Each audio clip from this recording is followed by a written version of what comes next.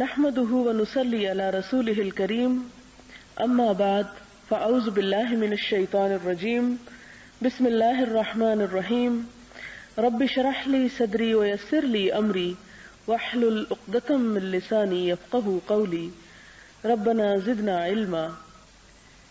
باب فضل الجوع وخشونة العيش والاقتصار على القلیل من المأکول والمشروب والملبوس. بھوکا رہنے اور زہد کی زندگی بسر کرنے، کھانے پینے وغیرہ میں کم از کم پر اکتفا کرنے اور مرغوب چیزوں سے کنارہ کش رہنے کی فضیلت کا بیان. قال اللہ تعالی فخلف من بعدهم خلف اضاعوا الصلاة واتبعوا الشهوات فسوف يلقون غيا الا من تاب وآمن وعمل صالحا فاولئك يدخلون الجنة ولا يظلمون شيئا. وقال تعالى فخرج على قومه في زينته قال الذين يريدون الحياة الدنيا يا ليت لنا مثل ما أوتي قارون إنه لذو حظ عظيم. وقال الذين أوتوا العلم ويلكم ثواب الله خير لمن آمن وعمل صالحا. وقال تعالى ثم لتسألن يومئذ عن النعيم. وقال تعالى من كان يريد العاجلة عجلنا له فيها ما نشاء لمن نريد ثم جعلنا له جهنم يصلاها مذموما مدحورا. والآيات في الباب كثيرة معلومة. قرآن پاک میں اللہ تعالیٰ کا ارشاد ہے، پھر ان کے بعد چند ناخلف ان کے جانشین ہوئے جنہوں نے نماز کو چھوڑ دیا، یعنی اسے کھو دیا اور خواہشات نفسانی کے پیچھے لگ گئے، سو ان قریب ان کو گمراہی کی سزا ملے گی. ہاں جس نے توبہ کی اور ایمان لایا اور عمل نیک کیے تو ایسے لوگ جنت میں داخل ہوں گے اور ان کا ذرا نقصان نہ کیا جائے گا. سورۃ القصص میں فرمایا، تو ایک روز قارون بڑی آرائش اور ٹھاٹھ سے اپنی قوم کے سامنے نکلا. جو لوگ دنیا کی زندگی کے طالب تھے کہنے لگے کہ جیسا مال و متاع قارون کو ملا ہے کاش ایسا ہی ہمیں بھی ملے، وہ تو بڑا ہی صاحب نصیب ہے. اور جن لوگوں کو علم دیا گیا تھا وہ کہنے لگے کہ تم پر افسوس، مؤمنوں اور نیکوکاروں کے لیے جو ثواب خدا کے ہاں تیار ہے وہ کہیں بہتر ہے. نیز فرمایا، پھر اس روز تم سے شکر گزاری کی نعمت کے بارے میں پرسش ہوگی. سورۃ الاسراء میں فرمایا، جو شخص دنیا کی آسودگی کا خواہش مند ہو تو ہم اس میں سے جسے چاہتے ہیں اتنا دے دیتے ہیں اور جتنا چاہتے ہیں جلد دے دیتے ہیں. پھر اس کے لیے جہنم کو ٹھکانہ مقرر کر رکھا ہے جس میں وہ مذمت زدہ اور دھتکارا ہوا ہو کر داخل ہوگا. اس مضمون کی آیات کثرت کے ساتھ قرآن پاک میں موجود ہیں. یہ 5 آیات جو آپ کے سامنے رکھی گئی یہ ریاض الصالحین کے باب نمبر 56 سے ہیں. اس میں پہلی آیت میں یہ بتایا گیا کہ بعد میں آنے والے ایسے لوگ جانشین ہوئے جنہوں نے نماز کو کھو دیا. نماز کو کھونا، جیسا کہ آپ جانتے ہیں کہ نماز دین کا ستون ہے، اور اگر کوئی شخص نماز کی پابندی نہیں کرتا اور نماز کو کھو دیتا ہے یعنی نماز ادا نہیں کرتا تو وہ دراصل دین کی ایک بنیاد یا دین کی عمارت کو نقصان پہنچاتا ہے. اور جب کوئی عمارت کمزور ہو جاتی ہے تو اس کے باقی حصوں کو گرانا آسان ہو جاتا ہے. لہذا اگر کسی شخص کی نماز میں خلل آ جائے، وہ صحیح طور پر ادا نہ ہو، تو اس کا مطلب یہ ہے کہ اس نے دین کے باقی حصوں کو بھی آسانی کے ساتھ کھو دیا، یا اس کا باقی دین بھی ایک کے بعد پھر ایک ضائع ہوتا چلا گیا. یہی وجہ ہے کہ نماز کو مومن اور کافر کے درمیان فرق بتایا گیا، اور نماز کا ترک کرنا کافرانہ کام میں سے ایک کام بتایا گیا جس کے بارے میں آتا ہے کہ من ترک الصلاۃ متعمدا فقد کفر، جس نے نماز جان بوجھ کر چھوڑی اس نے در حقیقت انکار کیا، گویا ایک طرح سے کفر کیا. یعنی اس شخص کو ہم کافر تو نہیں کہیں گے لیکن اس کا وہ عمل ایک کافرانہ عمل قرار پائے گا. لیکن یہاں جس موضوع پہ یہ آیت لائی گئی ہے وہ صرف نماز کو چھوڑنے کے بارے میں نہیں ہے، بلکہ نماز چھوڑنے کا سبب بتایا گیا ہے کہ نماز انسان کب ترک کرتا ہے. تو اس کی جو یہاں وجہ بتائی گئی وہ یہ کہ دنیا کی محبت میں یا غفلت کی وجہ سے. تو ایسی غفلت کی وجہ سے اور دنیا کی محبت میں جب نماز چھوڑی جائے تو اس کے بارے میں فرمایا کہ فسوف یلقون غیا، کہ انہیں ضرور اس گمراہی کی سزا ملے گی. اور غی کا لفظ جو ہے یہ جہنم کی ایک گھاٹی کا نام بھی ہے کہ ان کی سزا کے طور پر انہیں وہ جگہ ملے گی. پھر فرمایا کہ ہاں جو توبہ کر لے، یعنی اگر نماز جیسا فعل بھی چھوڑنے کے بعد اس ریئلائز کرے اور اسے خیال آ جائے کہ میں غلط کام کر رہا ہوں اور پھر وہ اللہ تعالیٰ کی طرف رجوع کر لے، تو ایسی صورت میں اس کو اللہ تعالیٰ معاف کر دیں گے. وَآمَنَ وَعَمِلَ صَالِحًا، اور پھر نیک عمل کرتا چلا جائے. کیونکہ توبہ کے لیے شرط یہ ہے کہ جس گناہ سے انسان معافی مانگے پھر اس گناہ کا ارتکاب دوبارہ نہ کرے، بلکہ اس کی جگہ پر نیک عمل کر کے اسے کمپنسیٹ کرے. پھر فرمایا کہ ایسے لوگ ذرا برابر بھی ظلم نہ کیے جائیں گے. دوسری آیت جو ہے وہ قارون کے بارے میں ہے. قارون جیسا کہ آپ جانتے ہیں کہ دنیا کا امیر ترین انسان تھا، جس کے اتنے بڑے خزانے تھے کہ جن خزانوں کی کنجیاں ایک اونٹوں کی ایک بڑی جماعت اپنے اوپر اٹھاتی تھی. یعنی کہا یہ کہ مال و دولت اٹھانے کو کہا جائے نہیں، وہ صرف چابیاں. آپ دیکھیں کہ بعض اوقات تالے زیادہ لگ جائیں تو کی رنگ بھاری ہو جاتا ہے، تو وہ ایک کی رنگ زیادہ سے زیادہ بہت سی جگہوں کو سنبھالنے کے لیے کافی ہوتا ہے. لیکن آپ اس سے اندازہ لگا سکتے ہیں قارون کی دولت کا کہ اس کے پاس کیا کچھ نہ ہوگا کہ جس کی صرف کنجیاں انسان نہیں اٹھا سکتے تھے بلکہ اونٹوں کی ایک جماعت پہ لادنی پڑتی تھی ایک جگہ سے دوسری جگہ لے جانے کو. ظاہر ہے کہ انسان جب گھر سے نکلتا ہے تو عموماً اپنی کنجیاں ساتھ لے کے نکلتا ہے. تو قارون بھی جب ایک جگہ سے دوسری جگہ سفر کرتا ہوگا تو نہ صرف یہ کہ خود اور اس کا مال و اسباب میں سے خدم حشم، بلکہ اس کے ساتھ جو اس کی چابیاں اور کنجیاں تھی خزانوں کی وہ بھی ساتھ لد کے جاتی تھی. اب یہ کہ جب وہ اس حال میں نکلتا تھا فخرج علی قومہ، اپنی قوم کے سامنے جب آتا تو ایک دن ایسے ہی وہ نکلا تو جو لوگ دنیا کی محبت میں گرفتار تھے وہ اسے دیکھ کر بہت حسرت سے کہنے لگے اے کاش ہمیں بھی وہی ملتا جو قارون کو دیا گیا.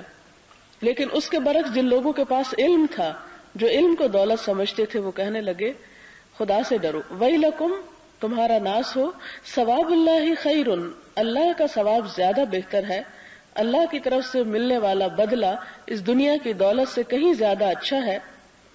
لیکن وہ کس کے لیے ہے؟ لمن آمن و عمل صالحا، جو ایمان لائے اور نیک عمل کرے. یعنی تم مال کی حرص میں مبتلا ہو کر نیک عمل کو نہ چھوڑو، بلکہ وہ کام کرو کہ جس سے تم آخرت میں ان خزانوں کے حقدار ہو جاؤ. پھر سورۃ الہاکم التکاثر کی آیت ہے جو آپ سب نے بہت کثرت سے پڑھی بھی ہوگی نمازوں میں کہ ثم لتسألن یومئذ عن النعیم، پھر ضرور تم سے پوچھا جائے گا اس دن نعمتوں کے بارے میں کہ دنیا میں انسان کو جو کچھ عطا ہوا اس کے بارے میں اس سے سوال کیا جائے گا. سوال پھر کس چیز کا کیا جائے گا؟ کیا سوال ہوگا کہ میں نے تمہیں یہ نعمتیں دی تھی یا نہیں؟ نہیں، یہ نہیں ہوگا. سوال یہ ہوگا کہ ان نعمتوں کو پا کر تم نے کتنا شکر ادا کیا اور اس مال کو پا کر اللہ کا کتنا حق ادا کیا اور اللہ کے بندوں کا کتنا حق ادا کیا. اس لیے کہ مال کو تو خیر کا لفظ دیا گیا قرآن پاک میں کہ یہ خیر ہے، بھلائی ہے، لیکن یہ مال کب خیر بنتا ہے؟ جب اس میں سے اللہ کا اور بندوں کا حق ادا کر دیا جائے. پھر اس کے بعد اگلی آیت میں کہ من کان یرید العاجلہ، جو شخص جلدی ملنے والی نعمتیں چاہتا ہے، مراد ہے دنیا، عجلنا لہ فیہا ما نشاء، تو ہم اس کو اس میں جتنا چاہتے ہیں جلدی دے دیتے ہیں. لمن نرید، جس کے لیے چاہتے ہیں، یعنی ضروری نہیں کہ جو مانگے اسے دے ہی دے اور جتنا وہ مانگے اتنا ہی دے دیں، یعنی دونوں چیزوں میں ہم اپنی مرضی سے دیتے ہیں، جتنا چاہتے ہیں دیتے ہیں اور جس کو چاہتے ہیں دیتے ہیں. ثم جعلنا لہ جہنم، پھر آخرت میں اس کا ٹھکانہ جہنم کر دیتے ہیں. یعنی اس کا کیا مطلب ہے کہ ہم دنیا کی کوئی نعمت اور دنیا کی کوئی بھلائی ہی نہ مانگے کہ آخرت میں پھر جہنم ملے گی؟ یہ اس آیت کا مطلب نہیں ہے. اس کا مطلب یہ ہے کہ اگر کوئی شخص اپنے نیک کاموں کا صلہ بس یہ چاہتا ہے کہ دنیا ہی میں مل جائے اور اس لیے نہیں کرتا کہ اس سے وہ اپنے آخرت کے گھر کو سنوار سکے، تو اس کی یہ نیکی اس کے لیے فائدہ مند نہ ہوگی، بلکہ اسے آخرت میں اس کا کوئی بھی وزن نہ دیا جائے گا، جیسے کہ سورۃ الکہف میں بھی آتا ہے وَلَا نُقِيمُ لَهُمْ يَوْمَ الْقِيَامَةِ وَزْنًا، کہ ہم ان کے لیے قیامت میں کوئی وزن قائم نہ کریں گے۔ یعنی نیت کی خرابی کی وجہ سے اگر انسان کسی نیک عمل کو اس لیے کرتا ہے کہ دنیا میں اس کی شہرت ہو جائے اور دنیا میں اس کو اس کا اچھا بدلہ مل جائے، تو اس کے لیے پھر آخرت میں کوئی جزا نہ ہوگی۔ پھر اس کے بعد فرمایا کہ ہم اس کے بعد اس کو جہنم میں ذلیل و خوار کر کے ڈالیں گے۔ اس سلسلے کی اب احادیث آپ کے سامنے ہیں۔ پہلی حدیث ہے وعن عائشہ رضی اللہ عنہا قالت ما شبع آل محمد صلی اللہ علیہ وسلم من خبز شعیر یومین متتابعین حتی قبض متفق علیہ، وفی روایت ما شبع آل محمد صلی اللہ علیہ وسلم منذ قدم المدینة من طعام البر 3 لیال تباعا حتی قبض۔ حضرت عائشہ بیان کرتی ہیں کہ آل محمد صلی اللہ علیہ وسلم نے پے در پے 2 دن جو کی روٹی شکم سیر ہو کر نہیں کھائی، یہاں تک کہ رسول اللہ صلی اللہ علیہ وسلم فوت ہو گئے۔ اور ایک اور روایت میں ہے جب سے آپ مدینہ میں تشریف لائے آپ کے فوت ہونے تک آل محمد صلی اللہ علیہ وسلم نے گندم کی خوراک پے در پے 3 دن تک پیٹ بھر کر نہیں کھائی، یعنی ہمیشہ صرف اتنا کھاتے کہ اس کے بعد بھی بھوک باقی رہ جاتی، اور اسی چیز کی تلقین بھی کی گئی۔ اور آپ دیکھیں کہ یہی ان کی صحت کا بھی راز تھا، کیونکہ حضور صلی اللہ علیہ وسلم کو ہدیے میں ایک بادشاہ نے ایک طبیب بھیجا، وہ 6 مہینے تک ان کے پاس رہا اور 6 مہینے میں ایک بھی بیمار اس کے پاس نہیں گیا۔ تو وہ بہت حیران ہوا کہ یہ تم کیسی قوم ہو کہ جس میں کوئی شخص بیماری نہیں پڑتا۔ تو انہوں نے کہا کہ ہم وہ قوم ہیں کہ جب کھاتے ہیں تو ابھی بھوک باقی ہوتی ہے کہ کھانا چھوڑ دیتے ہیں۔ اور یہ ایک بہت بڑی حقیقت ہے کہ جتنا پیٹ بھر کر کھایا جائے اتنا ہی اس غذا کو ڈائجسٹ ہونے میں اور جسم کا حصہ بننے میں دقت پیش آتی ہے، اور وہی غذا پھر فساد کا شکار ہو کر جسم کو صحت مند خون دینے کی بجائے طرح طرح کی بیماریاں تحفے میں دیتی ہے۔ لہذا بظاہر دیکھنے میں تو یوں نظر آتا ہے کہ جیسے ان پر بڑی سختی تھی، لیکن حقیقت یہ ہے کہ جب انسان کی صحت اچھی ہوتی ہے تو وہ دنیا کی ہر چیز کو انجوائے بھی کر سکتا ہے۔ پھر ایک اور بڑی بات یہ کہ ابتدائی سالوں میں اگرچہ مسلمانوں پر حالات تنگ بھی تھے، شاید اس وجہ سے بھی نہیں کھاتے تھے، لیکن بعد میں جب خیبر فتح ہو گیا اور بے شمار فتوحات پے در پے ہونے لگی تو حضور صلی اللہ علیہ وسلم کے زمانے میں ہی خوشحالی آئی مسلمانوں میں، لیکن اس خوشحالی کے باوجود انہوں نے اپنی زندگی کی روٹین نہیں بدلی، انہوں نے اپنا طریقہ کار نہیں بدلا، اور یہی وجہ ہے کہ انہوں نے دنیا میں بہترین مثالیں چھوڑی۔ ہمارے ہاں عموماً جب ہم اسلام کے اتباع کی بات کرتے ہیں تو نماز روزے کی حد تک، لیکن ایسے اعمال جو ہیں حضور صلی اللہ علیہ وسلم کی زندگی کے کھانے پینے کے بارے میں جو ہیبٹس ہیں یہ بھی ہمارے لیے ایک سنت ہے اور ایک بہترین نمونہ ہے، اور ان کو فالو کرنے میں بھی ہمیں بہترین اجر ہے۔ اب آپ دیکھیں کہ 2 چیزیں ہیں، ایک تو یہ کہ ہم صرف خالصتاً اپنی صحت کے نقطہ نظر سے کھانا پینا کم کر دیں، اور دوسرا یہ کہ سنت کے اتباع میں کم کریں کہ اللہ کے رسول صلی اللہ علیہ وسلم بھی ایسا کرتے تھے۔ تو دوسری صورت میں جب نیت یہ ہو تو اس میں اس بھوک کے کاٹنے اور اس ڈائٹنگ میں بھی اجر ہے، اور وہ بھی ایک ثواب کا کام ہو جاتا ہے جب انسان اللہ کے رسول صلی اللہ علیہ وسلم کے اتباع میں یا اللہ تعالیٰ کی رضا میں کوئی کام کرتا ہے۔ ورنہ بیماریوں کے ڈر سے تو بہت کچھ چھوڑا جا سکتا ہے، لیکن اگر کوئی شخص واقعی خدا کی خاطر، اس کے رسول کی خوشنودی کی خاطر کوئی قربانی دیتا ہے تو وہی دراصل اجر و ثواب کا باعث بنتی ہے۔ تو ایسے تمام چیزوں میں انسان کو اپنی نیت دوسری طرف موڑ لینی چاہیے۔ وعن عروة عن عائشة رضي الله تعالى عنها أنها كانت تقول والله يا ابن أختي إن كنا ننظر إلى الهلال ثم الهلال 3 أهلة في شهرين وما أوقد في أبيات رسول الله صلى الله عليه وسلم نار قلت يا خالة فما كان يعيشكم قالت الأسودان التمر والماء إلا أنه قد كان لرسول الله صلى الله عليه وسلم جيران من الأنصار وكانت لهم منايح وكانوا يرسلون إلى رسول الله صلى الله عليه وسلم من ألبانها فيسقينا متفق علیہ۔ حضرت عروہ حضرت عائشہ سے روایت کرتے ہیں، حضرت عائشہ فرمایا کرتی تھی، اے میرے بھانجے، اللہ کی قسم بے شک ہم ایک چاند دیکھتے، پھر دوسرا، غرض 2 ماہ میں 3 چاند دیکھتے، یعنی ایک شروع میں، پھر دوبارہ، اور پھر تیسرا جب شروع ہو جاتا۔ اس عرصے میں رسول اللہ صلی اللہ علیہ وسلم کے گھر میں آگ نہیں جلتی تھی، یعنی مستقل 2 مہینے آگ جلانے کی ضرورت ہی نہیں پیش آتی تھی۔ میں نے پوچھا، خالہ تمہاری گزران کیسے ہوتی تھی، یعنی پھر تم زندہ کیسے رہتے تھے؟ حضرت عائشہ نے جواب دیا، ہماری گزران 2 سیاہ چیزوں یعنی کھجور اور پانی پر تھی، اور بات اتنی ہے کہ پڑوسی کچھ انصاری تھے، ان کے پاس دودھ والی اونٹنیاں تھیں، اور وہ رسول اللہ صلی اللہ علیہ وسلم کی خدمت میں دودھ بھیج دیا کرتے تھے اور آپ ہمیں پلا دیتے۔ یعنی کھجور بھی ایک مکمل غذا ہے اور دودھ بھی ایک مکمل غذا ہے۔ آپ دیکھیں کہ چھوٹے بچے جو کچھ نہیں کھاتے، صرف دودھ پیتے ہیں، تو وہ دودھ ان کی تمام ضروریات کو پورا کرتا ہے، حالانکہ وہ گروئنگ ایج میں ہوتے ہیں۔ تو دودھ بذات خود ایک مکمل غذا ہے، لہٰذا یہ 2 چیزیں ان کو کافی ہو جاتی تھی۔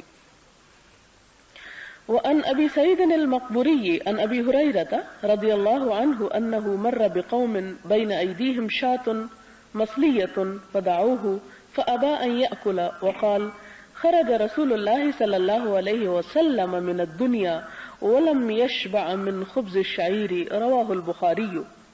حضرت ابو سعید مقبوری حضرت ابو ہریرہ سے روایت کرتے ہیں کہ وہ ایک قوم کے پاس سے گزرے جن کے سامنے بھنی ہوئی بکری تھی۔ انہوں نے حضرت ابو ہریرہ کو بھی دعوت دی، لیکن انہوں نے کھانے سے انکار کر دیا اور فرمایا، رسول اللہ صلی اللہ علیہ وسلم دنیا سے رخصت ہو گئے اور کبھی جو کی روٹی بھی پیٹ بھر کر نہ کھائی۔ تو اس سے آپ اندازہ کر سکتے ہیں کہ صحابہ کرام کو حضور صلی اللہ علیہ وسلم کے اتباع اور کیسی سچی محبت تھی کہ آپ کی ہر چیز میں وہ اتباع کرتے تھے، اور ہمارا اتباع تو صرف آسان چیزوں میں ہے۔ حضرت انس بیان کرتے ہیں کہ نبی صلی اللہ علیہ وسلم نے وفات تک کبھی دسترخوان پر کھانا نہیں کھایا اور نہ کبھی انتقال تک میدے کی چپاتی کھائی، اور ایک اور روایت میں ہے آپ نے کبھی بھی سالم بھنی ہوئی بکری نہیں دیکھی، یعنی جس طرح عربوں کے ہاں کہ پورے کا پورا ذبح کر کے روسٹ کر لیا جائے، آپ صلی اللہ علیہ وسلم کے دسترخوان پر ایسی کوئی چیز نہ ہوتی تھی۔ اور دوسرا یہ کہ میدے کی چپاتی نہیں کھاتے، اور کبھی ایک مرتبہ بھی نہیں کھائی۔ اور اب جدید تحقیقات یہ بات ثابت کرتی ہیں کہ میدا جو ہے وہ میدے کی روٹی سے یا میدے کی چیزوں سے جتنا متاثر ہوتا ہے اتنا کسی اور چیز سے نہیں۔ اور اب ہم تو میدے کے پیچھے بھاگ رہے ہیں، لیکن ترقی یافتہ قومیں اب بران کی طرف لوٹ رہی ہیں، اور انہی اصل چیزوں کی طرف کہ جو انسانی صحت کے لیے واقعی ضروری ہیں۔ میں ایک میگزین پڑھ رہی تھی تو اس میں کوئی رپورٹ ایسی شائع ہوئی ہوئی تھی، افریقن کنٹریز کا لکھا ہوا تھا کہ وہاں کے لوگ بران زیادہ یوز کرتے ہیں۔ نیچرلی جیسے ہمارے ہاں بھی کچھ عرصہ پہلے بہت زیادہ نفیس غذاؤں کی بجائے گھر کا آٹا جسے کہتے ہیں اس کی روٹی وغیرہ زیادہ بنتی تھی، تو معلومات اکٹھی کر کے انہوں نے لکھا ہوا یہ تھا کہ وہاں کے لوگ معدے کی پیٹ کی بیماریوں کے بہت کم شکار ہوتے ہیں بنسبت ان ملکوں کے کہ جہاں پر بران استعمال نہیں کیا جاتا اور صرف میدا یا اس قسم کی اس سے بنائی ہوئی چیزیں استعمال کی جاتی ہیں۔ پھر اس کے بعد اگلی حدیث ہے، حضرت نعمان بن بشیر بیان کرتے ہیں کہ میں نے تمہارے نبی صلی اللہ علیہ وسلم کو دیکھا ہے کہ آپ کو ردی کھجوروں سے اس قدر دستیاب نہ تھی کہ آپ ان سے شکم سیر ہو کر کھاتے، یعنی بعض اوقات ایسی کھجوریں ہوتی تھی کہ جو ہوں تو بے شک کثرت میں، لیکن ان میں سے اتنا نہیں نکلتا تھا کہ جسے انسان کھا کر اپنا پیٹ بھر سکے۔ حضرت سہل بن سعد بیان کرتے ہیں کہ جب سے آپ کو اللہ تعالیٰ نے مبعوث فرمایا وفات تک آپ نے میدے کی روٹی نہیں دیکھی، یعنی چھنے ہوئے آٹے کی روٹی۔ سہل بن سعد سے پوچھا گیا، کیا عہد رسالت مآب میں تمہارے پاس چھلنیاں تھیں؟ اس نے جواب دیا کہ آپ کے مبعوث ہونے سے لے کر وفات تک کبھی آپ نے چھلنی نہیں دیکھی۔ اس سے پوچھا گیا کہ تم جو کی روٹی بغیر چھنے کیسے کھاتے تھے، یعنی اس کے اندر تو اتنا وہ سخت برادہ اس کا ہوتا ہے۔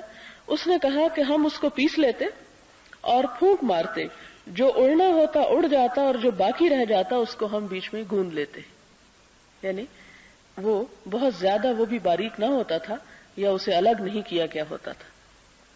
اگلی حدیث حضرت ابو ہریرہ سے ہے. بیان کرتے ہیں کہ ایک رات رسول اللہ صلی اللہ علیہ وسلم گھر سے باہر تشریف لائے تو وہاں حضرت ابو بکر اور حضرت عمر بھی موجود تھے. آپ نے پوچھا اس وقت تم لوگوں کو تمہارے گھروں سے کس چیز نے نکالا ہے؟ تو انہوں نے جواب دیا یا رسول اللہ بھوک نے ہمیں نکالا ہے. آپ نے فرمایا اور مجھے بھی قسم ہے اس ذات پاک کی جس کے ہاتھ میں میری جان ہے اسی چیز نے نکالا ہے جس نے تم دونوں کو گھر سے باہر نکالا ہے. چلو پس وہ دونوں آپ کے ساتھ چلے. پس آپ ایک انصاری کے گھر پہنچے لیکن انصاری گھر میں موجود نہ تھے. اس کی بیوی نے آپ کو دیکھ کر خوش آمدید کہا. رسول اللہ صلی اللہ علیہ وسلم نے اس سے دریافت فرمایا کہ فلاں انسان کہاں ہے؟ اس نے جواب دیا وہ ہمارے لیے میٹھا پانی لینے گیا ہے. اتنے میں انصاری بھی آ گیا. انصاری نے رسول اللہ صلی اللہ علیہ وسلم اور آپ کے ساتھیوں کو دیکھ کر فرمایا الحمدللہ آج مجھ سے زیادہ کوئی شخص زیادہ معزز اور مکرم مہمانوں والا نہیں ہے. یعنی وہ حضور صلی اللہ علیہ وسلم اور آپ کے ساتھیوں کو دیکھ کر بہت خوش ہوا اور کہنے لگا کہ آج سے زیادہ کوئی عزت والا مہمان میرے گھر نہیں آیا. اتنا کہا اور وہ چلا گیا اور ان کے پاس کھجوروں کا ایک خوشہ لایا جس میں گدری اور پختہ تازہ کھجوریں تھی اور اس نے کہا کھائیے اور خود اس نے ایک چھری لی. رسول اللہ صلی اللہ علیہ وسلم نے اس سے فرمایا کہ دودھ والی بکری سے بچنا، یعنی اگر ہماری دعوت کرنا ہی چاہتے ہو تو ایسی بکری مت ذبح کرنا جو دودھ دیتی ہو. پس اس نے ان کے لیے بکری ذبح کی. ان سب نے بکری کا گوشت اور کھجوریں کھائیں اور پانی پیا. جب شکم سیر ہو گئے تو رسول اللہ صلی اللہ علیہ وسلم نے حضرت ابو بکر اور حضرت عمر کو مخاطب کرتے ہوئے فرمایا قسم ہے اس ذات کی جس کے قبضے میں میری جان ہے، قیامت کے دن ضرور تم سے ان نعمتوں کا سوال ہوگا. تم کو تمہارے گھروں سے بھوک نے نکالا، پھر تم اپنے گھروں کو واپس نہیں لوٹ رہے ہو یہاں تک کہ تمہیں یہ نعمتیں حاصل ہوئی ہیں. یعنی اللہ تعالیٰ نے جو کچھ تمہیں کھلایا ہے اس پر اب شکر ادا کرو کیونکہ ان کے بارے میں پوچھ ہوگی کہ یہ نعمتیں استعمال کر کے پھر رب کا کتنا حق ادا کیا. جس انصاری کے پاس آپ اور آپ کے دونوں ساتھی تشریف لے گئے تھے اس کا نام ابو الحیثم بن التحیان تھا. اس طرح کی ایک اور روایت ترمذی میں مذکور ہے. حضرت خالد بن عمر ادوی بیان کرتے ہیں کہ ہم کو عتبہ بن غزوان نے خطبہ دیا جب وہ بصرہ کے امیر تھے تو اللہ کی حمد و ثنا کے بعد اس نے کہا اما بعد پس تحقیق دنیا ختم ہونے کا اعلان کر رہی ہے اور بڑی تیزی کے ساتھ منہ کو پھیر کر بھاگ رہی ہے اور دنیا سے صرف اتنا حصہ باقی ہے جتنا کہ برتن کے نچلے حصے میں پانی رہ جاتا ہے جس کو وہ پیتا ہے. اور بے شک تم نے اس دنیا سے ایسے گھر کی طرف جانا ہے جو کبھی فنا نہ ہوگا. بس جو چیز تمہارے پاس بہتر ہے اس کو لے کر اس جہان کی طرف انتقال اختیار کرو، اس لیے کہ ہمیں بتایا گیا ہے کہ جہنم کے کنارے سے پتھر پھینکا جائے گا اور وہ جہنم میں 70 سال تک نیچے جاتا رہے گا. اس کے باوجود جہنم کی گہرائی تک نہ پہنچ سکے گا. اللہ کی قسم جہنم کو بھرا جائے گا. کیا تمہیں اس پر کچھ تعجب ہے؟ اور ہمیں بتایا گیا ہے کہ جنت کے دروازوں کے 2 کواڑوں کے درمیان یعنی 2 دروازوں کے درمیان 40 سال کی مسافت کے بقدر فراخی ہوگی. لیکن اس پر بھی ایک دن ایسا آئے گا جب وہ لوگوں کی بھیڑ سے بھرا ہوا ہوگا. میں نے اپنے آپ کو دیکھا کہ میں رسول اللہ صلی اللہ علیہ وسلم کے ساتھ 7 آدمیوں میں سے 7واں تھا. ہماری خوراک صرف درختوں کے پتے تھے یہاں تک کہ ہماری باچھیں زخمی ہو گئیں. میں نے ایک چادر کو حاصل کیا اور اس کو اپنے درمیان سعد بن مالک کے نصف کر دیا. آدھے نصف کے ساتھ میں نے تیبند بنایا اور دوسرے نصف کا سعد بن مالک نے تیبند بنایا. لیکن آج ہم میں سے ہر آدمی کسی نہ کسی شہر کا گورنر ہے اور میں اللہ پاک کے ساتھ پناہ مانگتا ہوں کہ میں اپنے آپ کو بڑا آدمی سمجھوں جبکہ اللہ کے ہاں حقیر ہوں.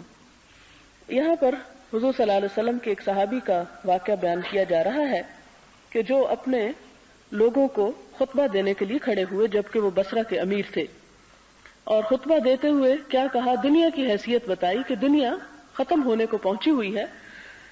اور خاص طور پر حضور صلی اللہ علیہ وسلم کے زمانے کے بعد تو دنیا کی عمر بہرحال کم ہی ہے، تو انہوں نے پانی کے برتن سے مثال دی کہ وہ برتن سارا ختم ہو چکا ہے، اب نچلے حصے میں تھوڑا سا باقی ہے. یعنی دنیا زیادہ حصہ گزر چکا ہے اور آخری کچھ حصہ صرف باقی ہے. اور پھر یہ مثال اس لیے بھی دی کہ ہر ایک شخص یہ سمجھے کہ دنیا جلد از جلد ختم ہونے والی ہے اور سب کی واپسی جلد ہی اللہ کی طرف ہے، یعنی قیامت اب قریب ہے۔ پھر اس کے بعد انہوں نے کہا کہ آگے کیا ہے، جہنم اور جنت دو چیزیں ہیں۔ پہلے انہوں نے جہنم کا نقشہ کھینچا کہ جہنم انتہائی گہری جگہ ہے جہاں ایک پتھر پہنچنے کے لیے 70 سال چاہیے۔ پھر انہوں نے جنت کا نقشہ بھی کھینچا، اور جنت کا نقشہ اس طرح کھینچا کہ جنت کا ایک دروازہ اتنا بڑا ہے اور اتنا کھلا ہے کہ ایک طرف سے ایک کنارے سے دوسرے کنارے تک 40 سال کا فاصلہ ہے، یعنی اتنی وسعت ہے اس کے دروازے میں۔ اور ایک دن جہنم پہ بھی ایسا آئے گا کہ ساری بھر دی جائے گی، اور پھر جنت بھی اس حال میں دیکھی جائے گی کہ اس 40 سال کھلے دروازے کو بھی بھیڑ ہو جائے گی اور وہاں بھی لوگوں کا رش ہو جائے گا، یعنی جنت میں جانے والے بھی بہت سے لوگ ہوں گے۔ ظاہر ہے کہ دنیا کی ایک وقت میں آبادی اتنی ہے تو ہزاروں لاکھوں اور کروڑوں سال میں کتنے انسان ہیں، اور ان میں ہر دور میں سے، جیسے کہ سورۃ الواقعہ میں بھی آتا ہے کہ پہلوں میں سے بھی بہت ہوں گے اور پچھلوں میں سے بھی بہت ہوں گے، یعنی جنت میں جانے والے، تو ان کی طرف اشارہ ہے۔ اب دیکھیں کہ دونوں چیزیں سامنے سامنے ہیں، جہنم بھی بھری ہوئی، جیسے قرآن پاک میں بھی آتا ہے یوم نقول لجہنم حل امتلأت وتقول حل من مزید، جس دن ہم جہنم سے کہیں گے کیا تو بھر گئی، اور وہ کہے گی کیا اور بھی ہے، یعنی اس میں بھی کثرت سے جانے والے ہوں گے اور جنت میں بھی کثرت سے جانے والے۔ اب ہم اس بات پر مطمئن ہو کر نہ بیٹھ جائیں کہ چونکہ جنت کا دروازہ بہت کھلا اور بہت کثرت سے جائیں گے اس لیے ہم تو کسی طرح گھس ہی جائیں گے۔ دوسری طرف اس طرف بھی دیکھنا چاہیے کہ جہاں اللہ تعالیٰ اس کو بھر دیں گے اور پھر وہ پوچھے گی کہ ابھی اور بھی ہے، تو میرے میں ابھی اور گنجائش موجود ہے، یعنی کوئی بھی مجھ سے بچ کے نہیں جا سکتا۔ تو یہ دراصل اسی چیز کی طرف اشارہ ہے کہ ایمان جو ہے وہ امید اور خوف دونوں کے درمیان ہے۔ انسان کسی بھی چیز کے بارے میں یقین سے نہیں کہہ سکتا کہ اس کا آخری ٹھکانہ دراصل کیا ہوگا۔ اپنے اعمال کے بارے میں بھی ہم کچھ نہیں کہہ سکتے کہ ہم جو کچھ کر رہے ہیں اس کے پیچھے کتنی خالص نیت ہے، کتنی اللہ کی محبت ہے، اور کتنا اس نیکی کے پیچھے نیت کی خرابی ہے، کیونکہ جو کام جتنے خلوص اور جتنی محبت سے کیا جائے اتنی ہی اللہ کے ہاں اس کی جزا زیادہ ہے۔ اور اس کو ہمارے پاس تو کوئی پیمانہ نہیں کہ ہم جج کر سکے کہ آج ہم نے جو ظہر اور عصر کی نماز پڑھی اس میں خشوع و خضوع کتنا تھا اور کتنی وہ قبولیت کی جگہ قرار پائی اور کتنی اللہ تعالیٰ اس سے ناراض ہوئے۔ تو یہ سب کچھ تو وہیں جا کر کھلے گا، اس لیے انسان کو دنیا میں اللہ سے ڈرتے ہوئے ہی زندگی بسر کرنا چاہیے۔ پھر اس کے بعد وہ کہتے ہیں کہ رسول اللہ صلی اللہ علیہ وسلم کے ساتھ ہم 7 لوگ تھے، کسی موقع کی بات کر رہے ہیں، اور ہماری خوراک صرف درختوں کے پتے تھے، کچھ اور کھانے کو نہ تھا۔ اور ظاہر ہے کہ درختوں کے پتوں کے اندر جس قسم کا ذائقہ اور جس قسم کا کھردرا پن ہوگا اس کی وجہ سے وہ کہتے ہیں کہ کھانے سے ہمارے منہ زخمی ہو گئے۔ اور پھر کپڑے ہمارے پاس اتنے تھوڑے تھے کہ ایک چادر تھی اور اس کو ہم نے اپنے درمیان اور زساد کے درمیان آدھا آدھا ہم نے بانٹ لیا۔ یہ ساری مثالیں پڑھ کر سامنے یہ نظر آتا ہے کہ صحابہ کرام کتنے شکر گزار لوگ تھے، کتنے ان کے دل مطمئن تھے۔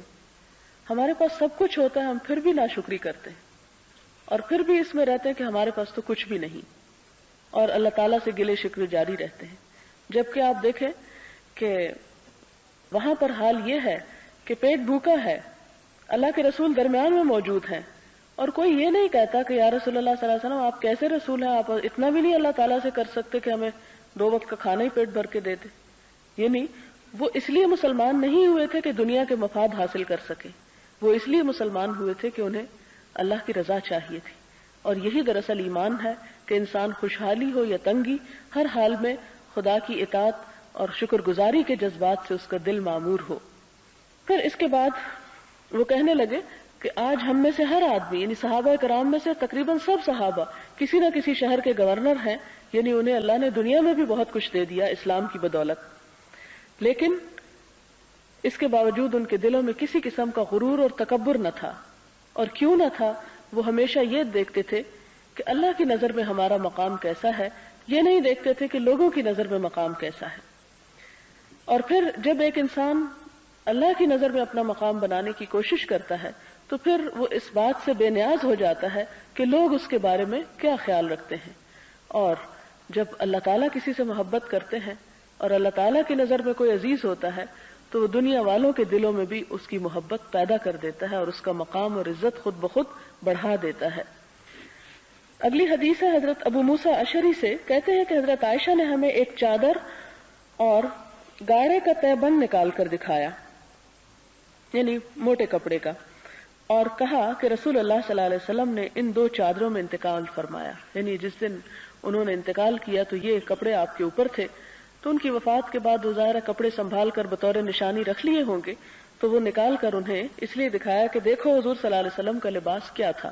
ظاہر ہے کہ حضرت عائشہ کی وفات جو حضور صلی اللہ علیہ وسلم کے 48 سال بعد ہوئی، تو 20-30 سال بعد اگر ایک شخص نکال کے دکھاتا ہے تو نئی جنریشن کے لیے تو وہ ایک بہت ہی نئی چیز تھی۔ حضرت سعد بن ابی وقاص بیان کرتے ہیں کہ میں عرب میں سب سے پہلا انسان ہوں جس نے جہاد فی سبیل اللہ میں تیر پھینکا، اور ہم رسول اللہ صلی اللہ علیہ وسلم کی محبت میں جہاد کرتے، اور ہماری خوراک کیکر کے پتوں کے علاوہ اور کچھ نہ تھی، یہاں تک کہ ہم بکری کے سینگوں کی طرح قضائے حاجت بیٹھتے تھے، یعنی اجابت خشک ہوتی تھی، کیونکہ ظاہر ہے کہ اگر جانوروں والی خوراک انسان کھائے تو اس کی اجابت بھی پھر جانوروں کی طرح ہی ہوگی، کیونکہ نہ اس میں گھی اور نہ ہی کوئی اور ایسی چیز کہ جس سے کسی قسم کی اسے تراوت ہو جسم کو۔ اور آپ دیکھیں کہ جہاد کی بات ہو رہی ہے، ہمیں تو اگر ایک دن کھانے کو نہ ملے تو ہم کہتے ہیں ہمارا سر دکھ گیا اور اب ہم اور کچھ بھی، ہم نماز بھی پڑھنے سے عاجز ہیں۔ یعنی جب بھی کوئی ہم پہ مشکل خدا نخواستہ آتی ہے، کوئی تنگی آتی ہے، تو سب سے پہلے ہمارا کیا کام ہوتا ہے؟ اللہ تعالیٰ سے ناراض ہونا، اور جو چھوٹی موٹی عبادت یا ذکر یا خدا کا کوئی دین کا کام کر رہے ہیں سب سے پہلے اس سے دستبردار ہوتے ہیں۔ حالانکہ خوشحالی بھی اللہ تعالیٰ کی طرف سے آتی ہے اور تنگی بھی اسی کی طرف سے، لہذا ایک بندہ مومن کا حال دونوں حالتوں میں یہی ہونا چاہیے کہ خواہ خوشحالی ہو یا تنگ دستی ہو، دونوں حالتوں میں اس کا دل خدا کی طرف مائل ہو اور اس کا شکر ادا کرتا رہے، کیونکہ اللہ کا وعدہ ہے کہ اگر تم شکر گزار رہے تو میں تمہیں اور زیادہ نوازوں گا۔